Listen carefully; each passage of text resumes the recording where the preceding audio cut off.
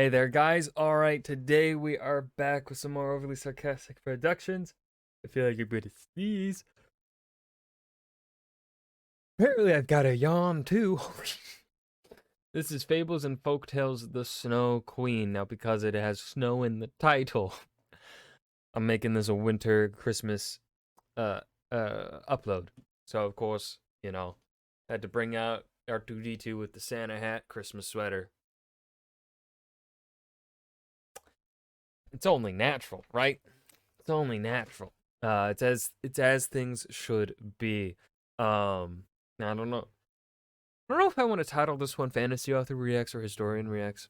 I really should put it to the test to see if Fantasy Author Reacts does better than Historian Reacts with these fables and folktales. But I don't know. Maybe that'll be the niche I try and hit on more so, because honestly, the OSP Fantasy Author reaction videos have been doing better than the historian reactions. But that's just because reactions to blues videos don't get as many views as reactions to Red's. So, and Red hasn't uploaded a miscellaneous myth or legend summarized in a hot minute.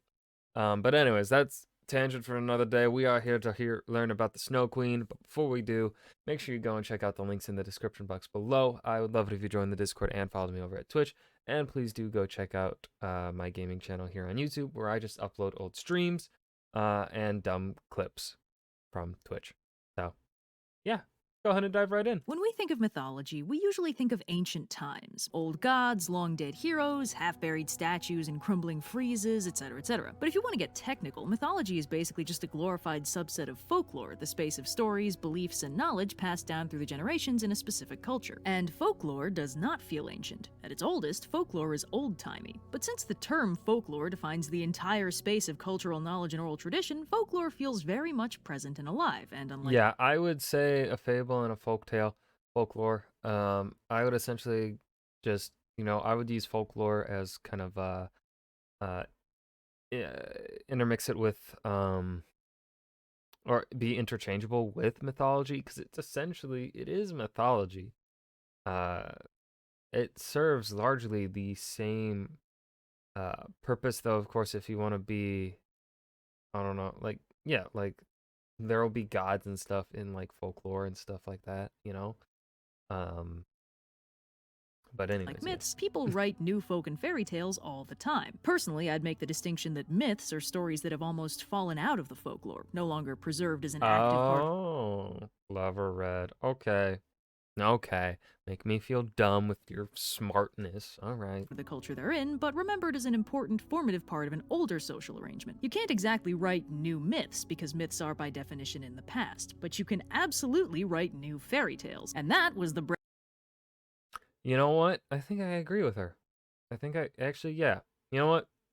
My opinion has changed. bread and butter of one Hans Christian Andersen, prolific 17th century Danish author, and the only reason Disney is the towering pillar of capitalist excess it is today. Hooray! Yeah. Our buddy Hans is responsible for a ton of classic fairy tales, like The Emperor's New Clothes, The Ugly Duckling, The Little Match Girl, The Little Mermaid, and The Snow Queen. And because I assume you clicked on this video on purpose because you saw the title and/or thumbnail, you shouldn't be surprised by which one we're covering here today. So our story begins with not the Snow Queen. What, you think we can just jump straight into this story without establishing some world building first? We have to make sure the lore is consistent and makes internal sense. What do you think this is? Every other fairy tale ever written? So our story actually begins with a magic mirror, and a uniquely unfriendly one. This one was created by a demon, and anything reflected in the magic mirror has all of its worst aspects exaggerated and the best bits minimized. Now here's where I'd tie this concept to something familiar and relatable by throwing in a joke about, like, toxic beauty standards or the bizarre economy of bad faith media criticism. But I don't need to, because this concept is so startlingly topical that you've already made that connection, you clever viewer you. So anyway, the demon runs a school, I assume for other demons, but it's never made entirely clear, where the whole concept is they look at stuff in the mirror, see that it sucks, and then pat themselves on the back for thinking that it sucks. Look at this visionary inventing Twitter a century and a half early. Eventually, they run out of stuff to point the mirror at, except for the big man upstairs. So the demons fly up to heaven to see what the G-Man looks like with the everything sucks filter on, but they never get the chance to find out because heaven is a no paparazzi zone and the mirror slips and explodes into a million pieces. Well, that was fun. Story over, right? Wrong. This is one of those sneaky magic mirrors that doesn't stop working just because it's broken. Every shard has the same power as the original mirror, only now they're flying all over the place, embedding themselves in puppies and hitting people in the eyeballs and Not the puppies.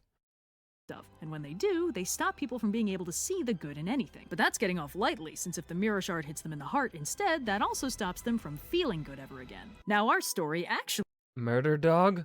begins when a precocious youngster named Kay is minding his own business, hanging out with his best friend Gerda in their beautiful rose garden in their idyllic small town, when he gets demon mirrored right in the face, taking one shard in the eye and another straight to the heart, transforming his precocious youngsterness I can't believe I was ever into roses, unironically. into full-on smartassery. The newly dickified Gosh, Gerda, I never noticed how asymmetrical your face is. Yeah. Kay delights in flexing his smarts all over everyone and bullying his saintly BFF Gerda, and the only thing he unironically likes these days is the perfect mathematical beauty of snow. It's really niche, you probably wouldn't get it. But if I wanted to read about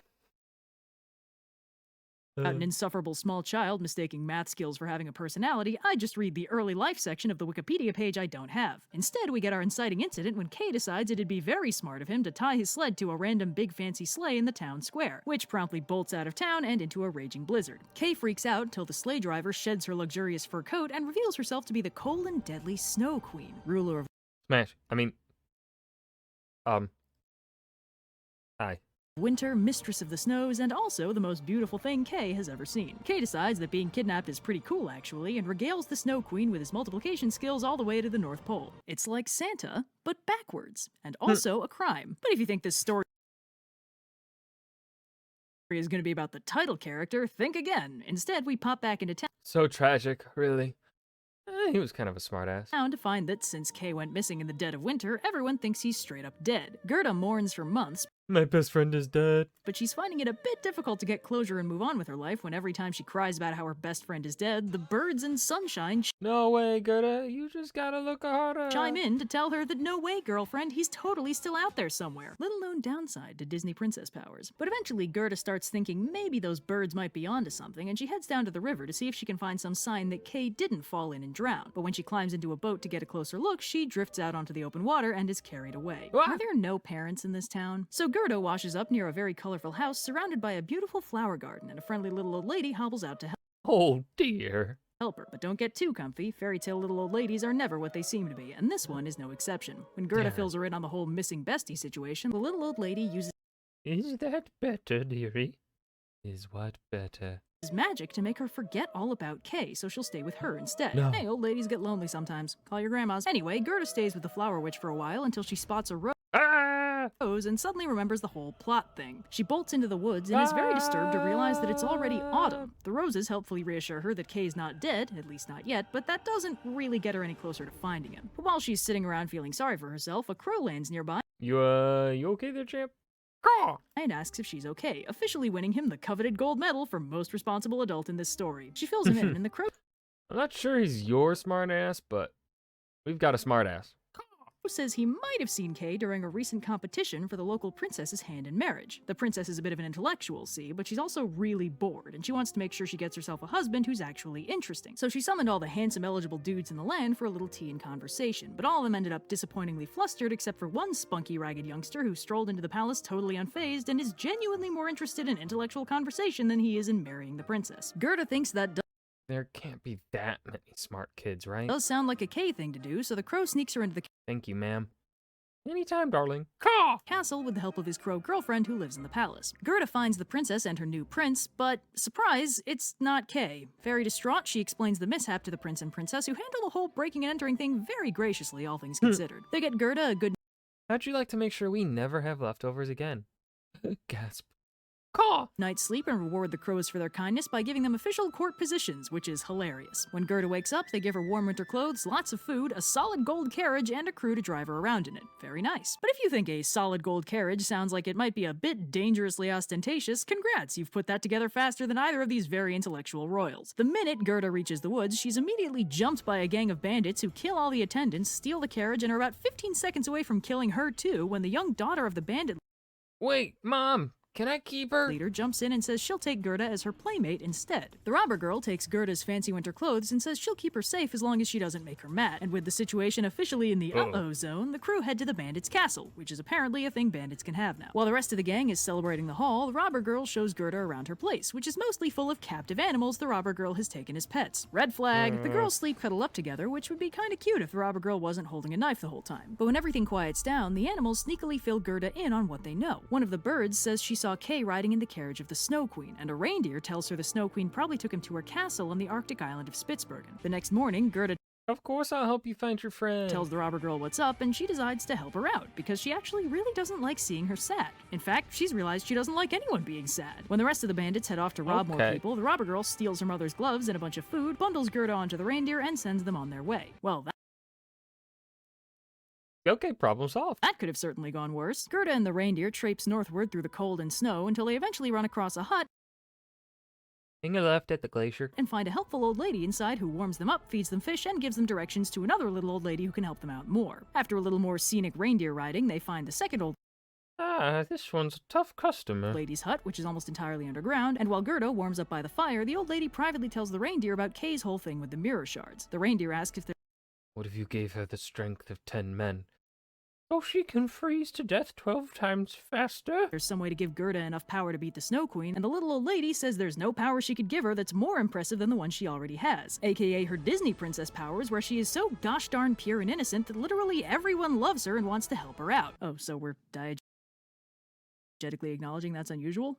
Neat. So the little old lady tells the reindeer that Gerda might be able to save Kay from the mirror shards, but if she Okay, no time to waste. can't, he'll never come home. She hurries them out the door so fast they forget Gerda's boots and gloves, and the reindeer carries Gerda north to the edge of the Snow Queen's garden before bolting back to the old lady for further instructions. Gerda heads towards the Snow Queen's palace, but is stopped by an army of huge animated snow creatures. With no other options, Gerda prays for help, and the steam from her breath transforms into a legion of armored, spear-wielding angels that beat up the snow monsters for her. Holy hell, that old lady wasn't kidding. So Gerda makes her way into the palace and finally finds Kay, sitting in the middle of a frozen lake and trying to arrange fractal chunks of ice to spell the word eternity, because the Snow Queen told him if he managed to do that, she'd make him king of the world and also give him a new pair of ice skates. Child priorities. And then she left to go snow on some mountains or something, leaving Kay alone with his puzzle. And he's so caught up in the task, he doesn't even notice how he's freezing to death, or Gerda tackle hugging him. Gerda cries a bunch about this, and her tears actually leach into Kay's frozen heart and dislodge one of the mirror shards, and he finally notices she's,